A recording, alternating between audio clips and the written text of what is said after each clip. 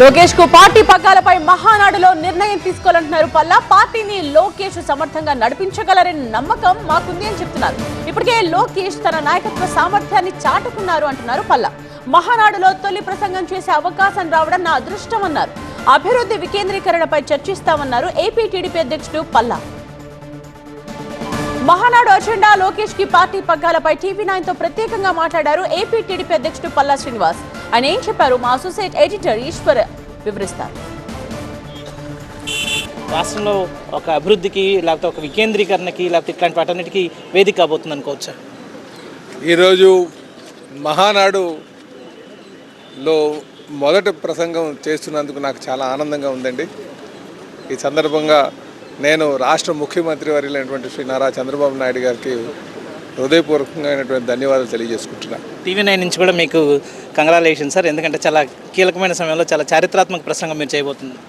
అవునండి, టీవీ9 యాజమాన్యానికి, రిపోర్టర్స్కి, staff members అందరికీ కూడా నేను నమస్కారాలు తెలియజేసుకుంటున్నానండి. ఈరోజు నాకు చంద్రబాబు నాయుడు గారు ఒక గొప్ప అవకాశం ఇచ్చారండి, ఆ వేదిక మీద మాట్లాడే అవకాశం. ఈరోజు కేవలం మహానాడు అంటే ఏదో పార్టీ కార్యకర్తల వ్యవహారం ఒకటే కాదండి. అంటే పార్టీ కార్యకర్తల కోసం మాట్లాడుకునేదో లేకపోతే వాళ్ళ సంక్షేమం కోసం మాట్లాడుకునేటువంటి వేదిక కాదు అది. ఆ వేదికలో అనేక తీర్మానాలు చేయబోతున్నాం. అది రాష్ట్ర భవిష్యత్తుకు సంబంధించినటువంటి తీర్మానాలు, వికేంద్రీకరణకు సంబంధించినటువంటి తీర్మానాలు, భవిష్యత్ తరాలకి మంచి నాయకులు తయారు చేసేటువంటి తీర్మానాలు. సో ఈ ప్రాంతంలో మహానాడు నిర్వహణకి కారణం ఏంటి? నిజంగా కడపలో పెట్టడం ఒక చారిత్రాత్మక నిర్ణయం అండి ఇది. అసలు మొదట్లో కడపలో పెడదామంటే చాలామంది నాయకులు ఇక్కడ కడపలో సాధ్యం అవుతుందా, అక్కడ ప్రజలు సహకరిస్తారా, ఇది జగన్మోహన్ రెడ్డి గారు అడ్డా కదా, అక్కడ ఏ విధంగా నాయకులు స్పందిస్తారు అని ఇలాంటి బోల్డ్ డౌట్లు ఉండేవి. కానీ ఇక్కడికి వచ్చిన తర్వాత కడపలో ఉన్నటువంటి ప్రజానీకం కానీ, నాయకులు కానీ, కార్యకర్తలు కానీ, వారు ఇచ్చినటువంటి సహాయ సహకారాలు కానీ చాలా ఆనందం. ఇక్కడ అకామిడేషన్ కావాలంటే ప్రజలు తీసుకెళ్ళి వాళ్ళ ఇంట్లో ఇస్తున్నారు. కార్యకర్తలు కావచ్చు, లేకపోతే రాష్ట్ర ప్రజల్లో మారుతున్న ఆకాంక్షలు కావచ్చు, ఆశలు కావచ్చు, వాళ్ళ భావజాలానికి అనుగుణంగా ఈరోజు పార్టీ చర్చించబోతుందా, అట్లాంటి సంస్కరణలు తీసుకొచ్చే ప్రయత్నం చేయబోతుంది అనుకోవచ్చు? అవును, ఈరోజు మేము తెలుగుదేశం పార్టీ అంటేనే కాలానికి అనుగుణంగా నిర్ణయాలు తీసుకున్నటువంటి పార్టీ సార్. మాకు అనుభవం ఉన్నటువంటి నాయకులు చంద్రబాబు నాయుడు గారి ద్వారా, యువ నాయకులు లోకేష్ బాబు ద్వారా ఉన్నారండి.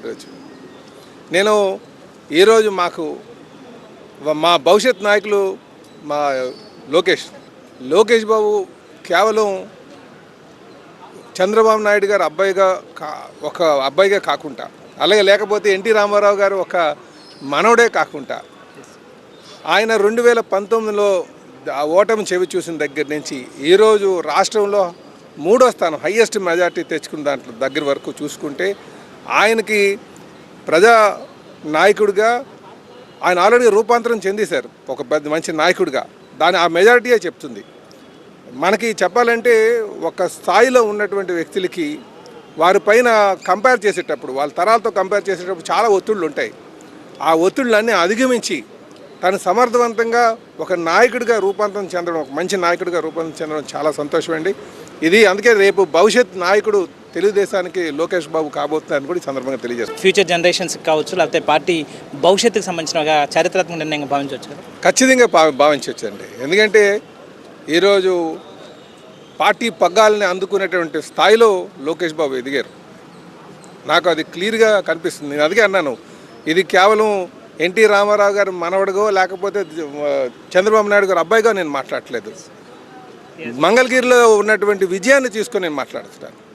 ఒక ఓటమి నుంచి రాష్ట్రంలోనే 3 పొజిషన్కు హయ్యెస్ట్ మెజార్టీలు రావడం, ఇది నేను చెప్తాను ఆ పార్టీని నడపగలను. అలాగే నేను గత సంవత్సరంగా చాలా దగ్గర నేను చూస్తున్నాను ఎంత సమయం కేటాయిస్తారు పార్టీకని. ఎందుకంటే ఏ నాయకుడికైనా సరే ప్రజాక్షేత్రంలో ఉండాలన్నా, ఒక పార్టీని నడపాలన్నా సరే నిరంతరం ప్రజలతో మమైకమై ఉండాలి, నాయకులతో మాట్లాడుతూ ఉండాలి, పార్టీలని కాలానికి అనుగుణంగా మార్పులు చేస్తూ ఉండాలి. అటు ఈరోజు చెప్తున్నటువంటి యువ నాయకులు అటు డిజిటలైజేషన్కి వెళ్ళాలి, అలాగే వికేంద్రీకరణ చేయాలి, అలాగే వాళ్ళు కాలానికి అనుగుణంగా డెసిషన్ తీసుకోవాలి. ఇవన్నీ తీసుకునే కెపాసిటీ లోకేష్ బాబుకు ఉందని మాకు నమ్మకం అండి. శ్రీరామ్తో ఈశ్వర్, టీవీ9 కడప నుంచి.